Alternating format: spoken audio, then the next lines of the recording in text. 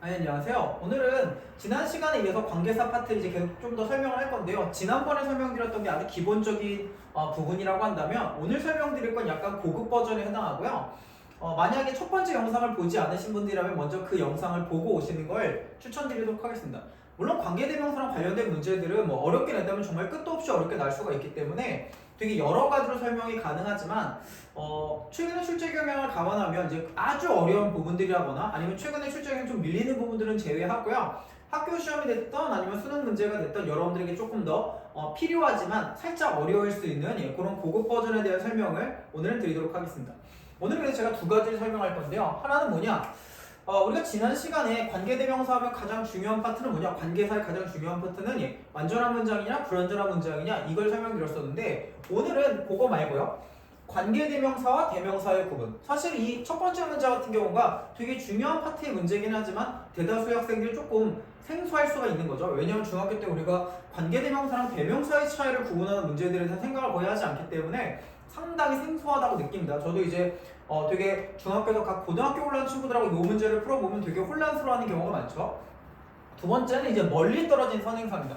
우리가 지난 시간에 관계대명사 what을 설명하면서 선행사의 유무가 정말 중요하다라고 얘기했었는데 물론 선행사라고 하는 건 관계대명사 바로 앞에 관계대명사 바로 앞에 위치하는 게 맞지만 그렇지 않은 경우들 이제 거기서 조금 어려울 수 있는 부분들이 있죠. 그거에 대한 설명을 먼저 드리도록 하겠습니다.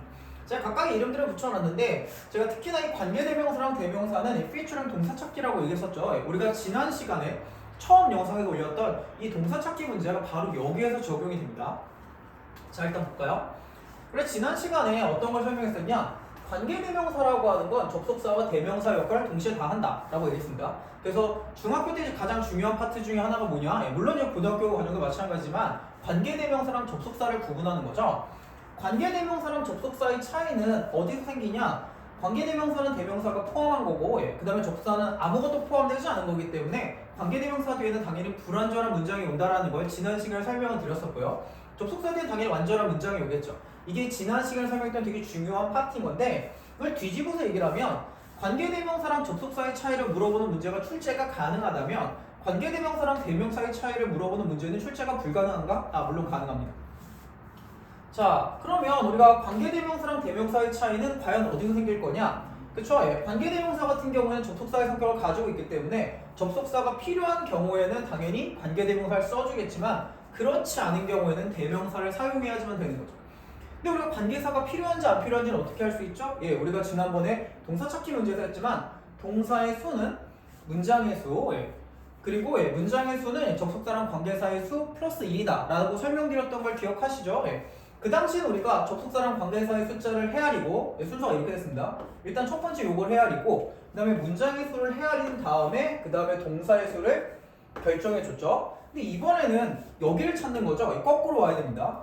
동사의 수를 헤아리시고 그 다음에 문장의 수를 결정한 이후에 접속사랑 관계사의 수를 정해주시면 된다는 거죠. 자, 우리가 요거를 예문을 통해서 한번 확인해 보도록 하겠습니다. 자, 그래서 우리가 이 두 개의 예문을 보면서 이제 문제를 실질적으로 풀어볼 건데요. 앞에 있는 문장을 보시면 Melted snowflake doesn't lake and four of them which are considered sacred by local people입니다. 그래서 눈 녹은 물이 수십 개의 호수로 흘러 들어가는데 그 중에 4개는요 지역 사람들에 의해서 신성하다고 여겨집니다.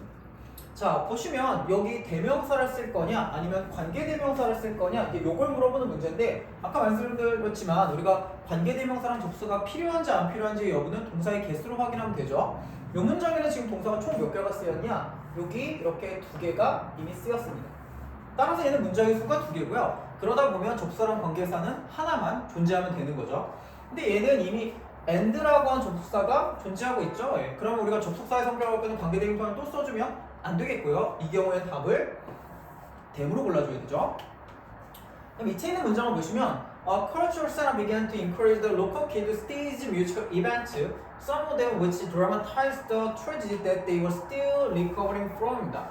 그래서 뮤지컬, 그러니까 우리가 문화센터가 지역의 아이들한테 뮤지컬 이벤트를 무대 위에 올려달라고 격려하는데 그런 이벤트들 중에 일부는 그들이 여전히 회복하고 있는 비극들을 극화하고 있다 뭐 이런 식의 문장입니다. 얘 같은 경우는 지금 대명사랑 관계대명사의 차이를 물어봤기 때문에 우리가 동사의 개수로 확인해 주면 되겠죠. 먼저 일단 보시면 여기 하나가 있고요. began 그 다음에 dramatized라고 하는 동사가 또 하나 있고요. 그 다음에 was still recovering from 이라고 하는 동사가 총 3개가 쓰였습니다. 문장이 3개다 보니까 그러면 접사랑 관계사는 반드시 2개가 필요하겠죠. 근데 얘 같은 경우는 앞에 문장과 다르게 관계대명사가 하나밖에 없기 때문에 하나가 더 필요하다 이거죠. 그렇죠? 그러면 뭘 써줘야 되죠? 위치를 써주면 된다 이거죠. 이 기본적으로 관계대명사랑 대명사 문제는 뭐랑 똑같죠? 여러분들 지금 이 2개의 문제, 예문을 보셔도 알겠지만 이게 동사 찾기 문제랑 거의 똑같은 방식입니다.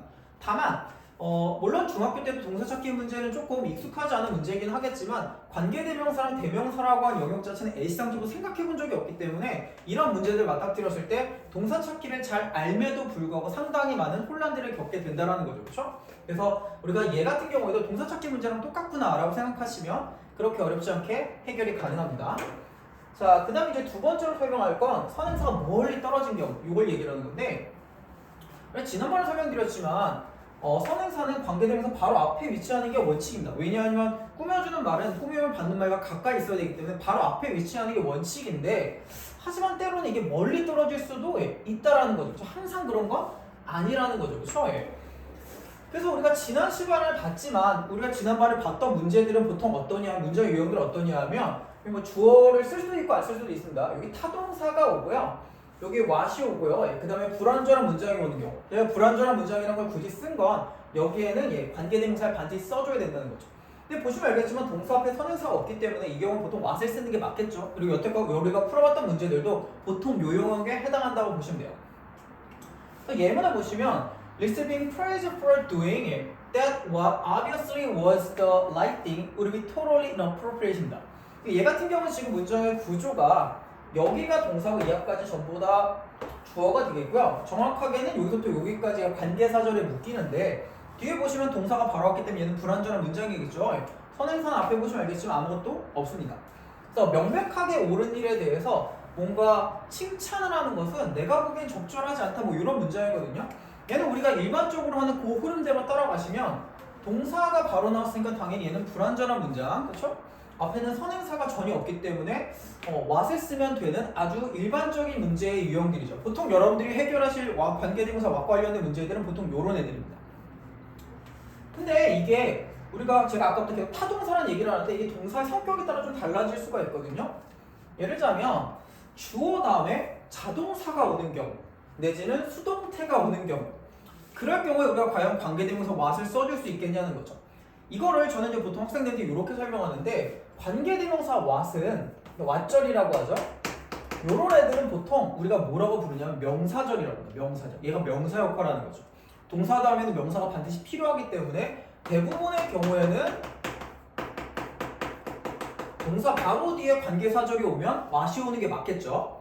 근데 예를 들자면 이 관계대명사 what절은 얘가 명사절입니다. 그럼 나머지 대시나 위치 같은 요 관계사절들은 얘네들은 뭐라 부르냐? 얘는 바로 앞에 있는 선행사를 꾸며주기 때문에 보통 대절이나 위치절들은 얘네들은요 형용사절이라고 씁니다. 여러분들이 수동태나 뭐 이런 자동사를 배울 때 아시겠지만 자동사나 수동태 뒤에 과연 명사를 쓸 수가 있겠냐 이거죠. 쓰면 안 되죠. 그렇죠? 그러면 얘네들은 어떤 구조냐? 얘네들은요 자동사나 수동태가 나오게 되면 이 대시나 위치라고 하는 관계대명사가 이 동사를 타넘어가서 이 주어를 꾸며주는 구조인 거죠. 여기를 보시면 Listen to hot debate appears that what cannot be resolved by both parties입니다. 최근에 양 당사자들에서 해결이 불가능한 열띤 토론이 발생하고 있다거든요. 자, 얘 같은 경우 아까대로 가시면 보시면 알겠지만 여기 주어가 일단 나왔고요. 여기 동사가 나오는데 뒤에 있는 문장은 동사를 시작했으니까 당연히 누가 봐도 불완전한 문장이죠. 앞에는 명사가 전혀 없죠. 그렇죠? 여기 동사 뒤에 아무것도 없잖아요. 그렇죠? 그럼 여러분들이 가지시게 되는 생각은 얘는 그럼 what이겠구나 라는 생각을 가지시는데 이 어표는 자동사입니다. 자동사는 바로 뒤에 명사가 올 수 없죠. 우리가 he goes to school인 거지 he goes school이라고 쓰지 않는 거랑 똑같습니다. 그러면 얘는 어떤 식의 구조냐? 이 관계대명사 대시어 동사를 타넘어가서 앞에 있는 주어를 이렇게 꾸며주는 구조라는 거죠.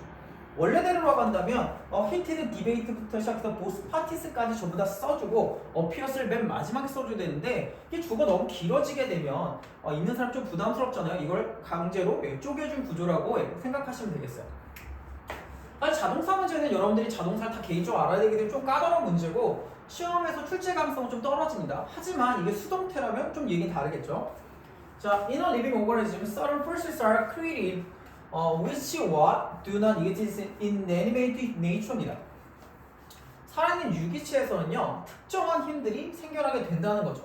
얘는 어떠냐 하면 무생물체의 어떤 자연현상에서는 존재하지 않는 겁니다. 자, 얘도 이제 앞에 거랑 똑같은 건데 여기 주어가 나오고 동사가 나오고 뒤에 있는 문장은 동사시킨 당연히 누가 봐도 불완전하고 근데 봤더니 선행사는 없다 이거죠. 그쵸? 바로 앞에 그럼 얘도 what이겠구나 라고 생각하실 수가 있는데 아까도 말씀드렸지만 수동태 뒤에는 명사절이 오지 않습니다. 물론 사용시나 이런 예외적인 경우도 있지만 걔네들 빼고요. 그럼 얘는 어떤 구조냐? 얘도 마찬가지로 이 which라고 하는 관계대명사가 이 acquited라고 하는 수동태를 뛰어넘어서 얘를 꾸며주는 구조라는 거죠. 그쵸? 사실 이 문제 같은 경우에는 기본적으로 눈에 보이는 것이 아니라 문장 전체의 구조 그래서 수동태나 자동사 뒤에는 명사 조력이 안 되지 이런 걸 깨달아야 되는 건데 상당히 어려운 문제입니다. 실제로 얘는 수능이나 이런 데서는 아직까지 출제된 적이 별로 없는데요. 학교 시험이나 이런 쪽에서 나오게 되면 상당히 어려울 수 있는 문제고요. 우리가 충분히 헷갈릴 여지가 있는 그런 부분들이죠. 그래서 이런 부분 정도까지만 이해하시면 최근에 출제 경향을 감안했을 때는 여러분들이 얼마든지 그렇죠? 관계사 문제들도 쉽게 해결해 주실 수가 있다 이거죠. 그렇죠? 그래서 이 고급 버전에서 사실 잘 이해가 안 되시는 분들은 이 두 번째 게 잘 이해가 안 되시는 분은 적어도 맨 앞에 있는 거 관계대명사랑 대명사 정도의 차이만 잘 기억해 주셔도 오늘 수업에서는 충분히 많은 것들을 건져간다고 얘기하실 수가 있습니다. 물론 제가 오늘 말씀드렸던 것도 물론 중요하겠지만 훨씬 더 중요한 건 완문과 불완문의 차이라는 거 요 점을 명심해 주시면 아마 관계사 문제들이 쉽게 해결이 가능하실 겁니다. 오늘은 수고하셨습니다.